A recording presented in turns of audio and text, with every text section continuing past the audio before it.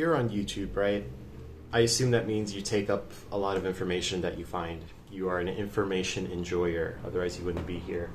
And so you're probably aware of that the amount of input you take and its relation to how much you put out in your life. We're on YouTube right now, but this could just be in a conversational format. You listen a lot, or do you say a lot? And that depends. And basically, I'm thinking what that basically means is when you're listening to a lot of other stuff, you're taking input, you're learning about the world, right? You're growing outwardly in your knowledge about the external world. And I think, obviously that's cool. That's valuable. That's where information becomes handy sometimes. Maybe not. Maybe this tier list stuff isn't the most useful. That's fine. When you talk to someone, you don't learn anything new per se, but that's actually wrong because you learn what's inside you. I know a lot of people who just talk, and that's how they kind of learn what they think about something. They understand themselves while they're speaking. This is like a crystallization method, and combined with the taking outwards inward, you can see how that balances nicely, where you learn the outward side and then you crystallize how you feel about it. I'm going to be real. I'm skewed highly towards taking in a lot of input and not saying a lot of stuff outward. I am the consumer of information. I take stuff in because it's cool. I love learning all this new concept. I'm an information enjoyer. I'm not all that smart, but I'm an information enjoyer. But when you do that, then you become a bit more empty, right?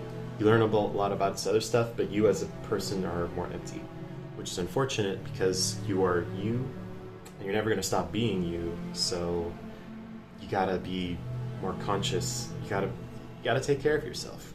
And this doesn't pertain to me at all, but hypothetically, if you're only spewing outwardly, then you might be just the kind of cranky old man who doesn't want to learn anything new and just says things that were relevant 40 years ago. There's a decay of stuff, but you're very self-assured and you are like a rock. You are rock solid. This is basic shit.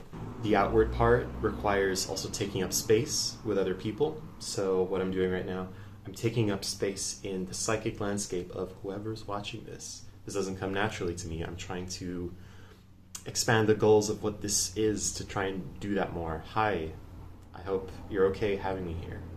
I'm trying to make something valuable, and I'll see if that works.